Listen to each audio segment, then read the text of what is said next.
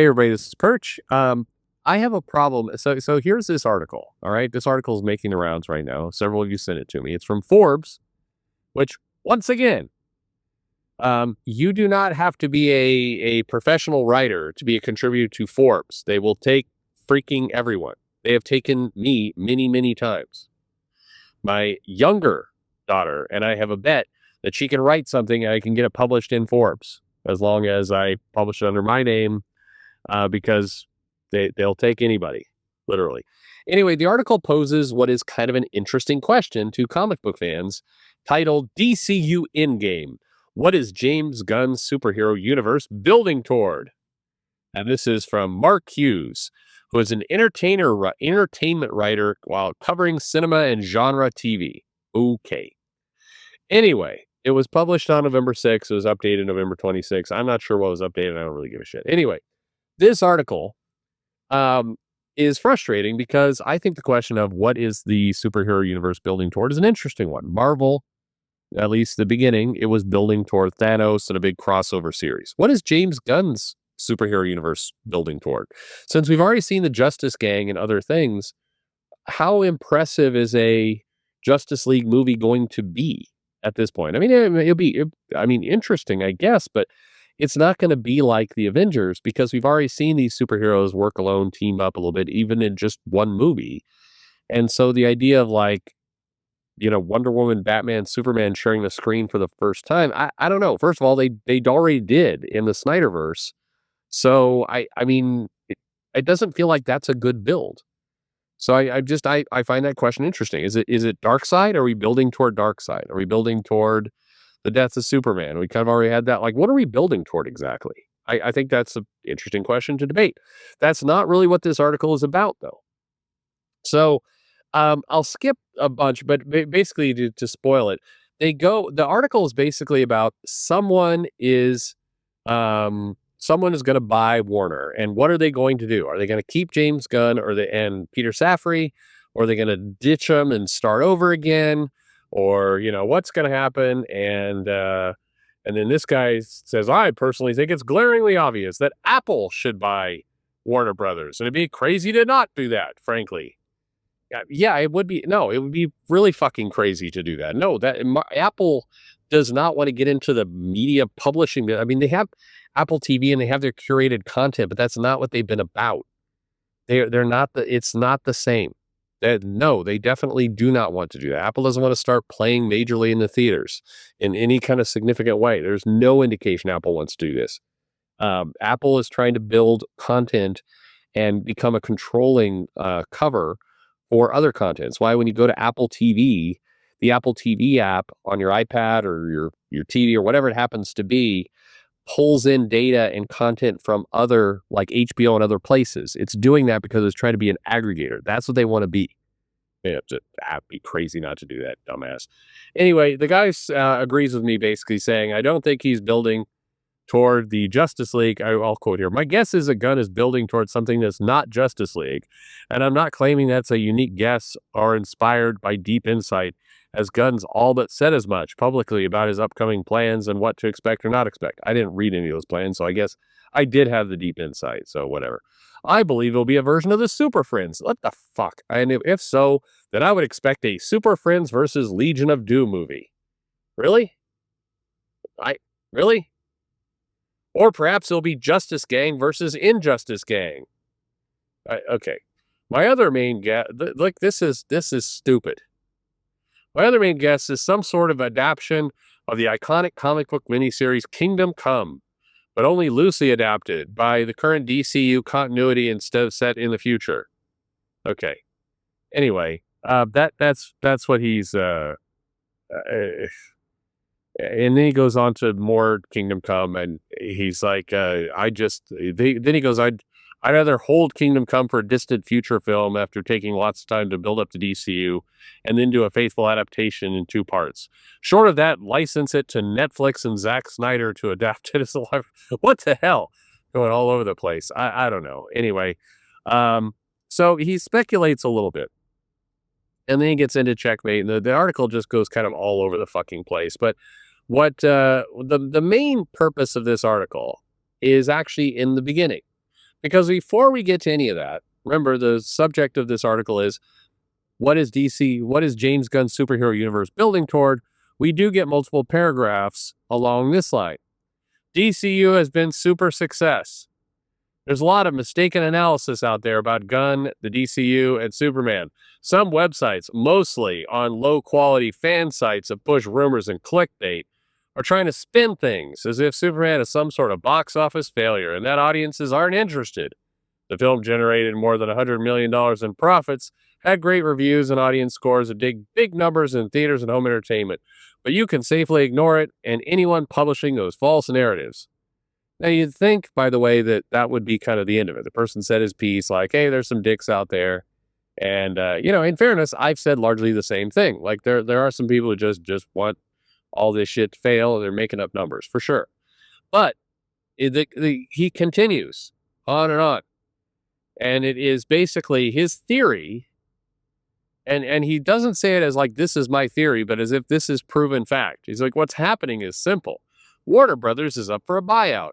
And some fans want certain studios to buy it and fire Gunn to reinstall whatever personal preferences those fans have about DC movies. In other words, Zack Snyder. The guy that you, article writer, wants to license off Kingdom Come to, for fuck's sake.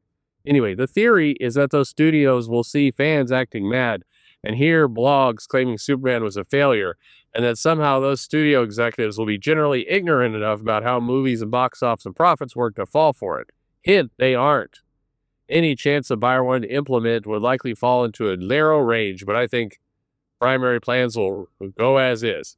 He then goes on to continue with this topic around it's made more money than any superhero movie in the last 8 years.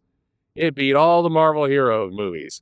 It carried universal acclaim. It wasn't a failure. It didn't underperform. It's widely beloved, and no amount of resentment or wishes or lies will change those facts. Jesus H. Christ. That's the article the person wanted to write, because it goes on for paragraphs and paragraphs before we get to, I think he's building to the Super Friends.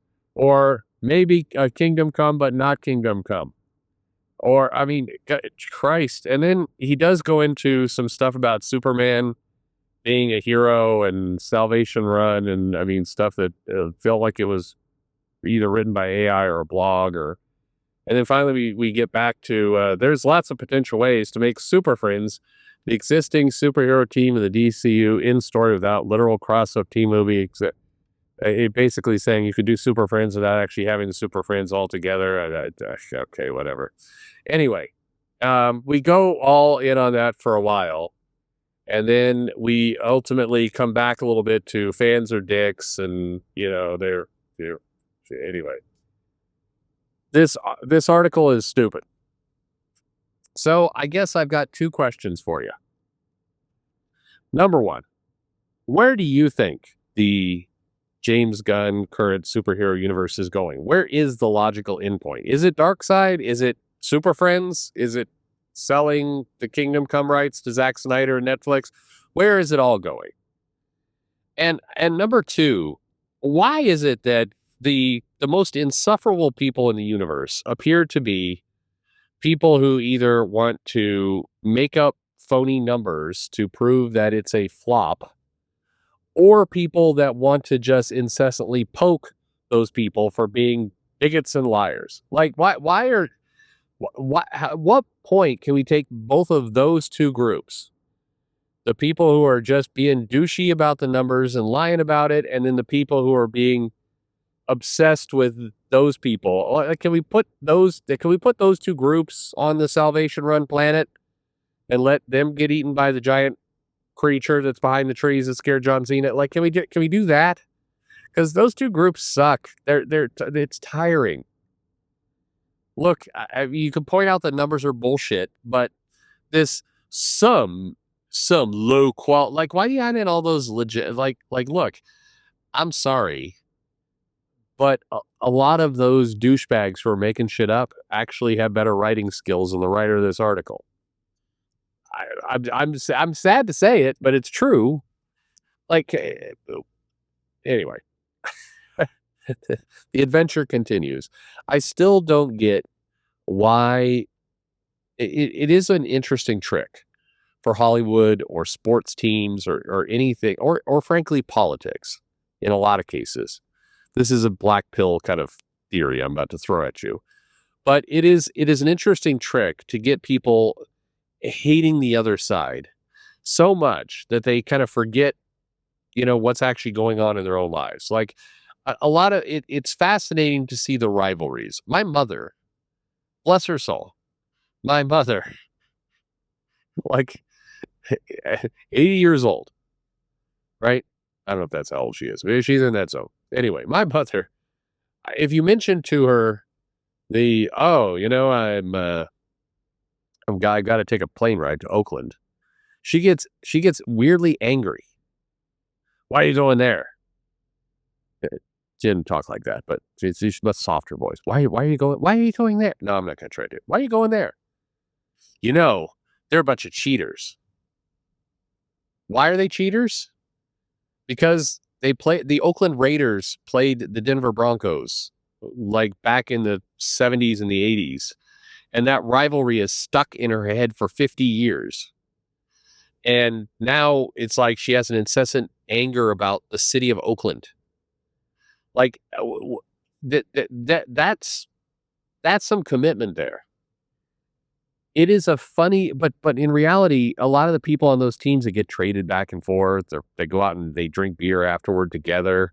They give a shit. They want to win, of course. They're competitive, but it's like they don't have this deep-seated frothing mouth hatred that, same thing with this argument over, is this Hollywood movie made by a studio, propped up by a bunch of marketing dollars? Is this movie, was it a flop or not? How much money did the studio, like, why do you care? Why do you get so up in arms about this? Why? I posed this question before, and so he's like, well, if they're flops, then you won't get any more movies. Well, isn't that what you want? You say the movie sucks, and it's terrible, and it's woke, and it's awful, and it flopped. Why that? Like, do a victory lap. Why do you care if they get another one? You don't want another one. You should not care about the profits at all. And why do you care about the people who care about the profits? Like, on all levels, get something better to do. Christ. Anyway, where do you think the DCU is going? Where's James Gunn going in all this? And probably the reason why I cringe at all of this is when there's too much noise in this area about people complaining or people complaining about the people complaining or whatever it is. Eventually, some director, and James Gunn is absolutely susceptible to this, decides to work in elements of this online feud into the movie as some kind of plot point or Easter egg. Suddenly, we're watching the movie and it's like, oh, he's poking at the fans there who have bad quality websites. And then we have to put up with that bullshit. Anyway, where's it all going? Let me know in the comments below. Like, subscribe, or don't. Man, it's whatever. And thanks for listening.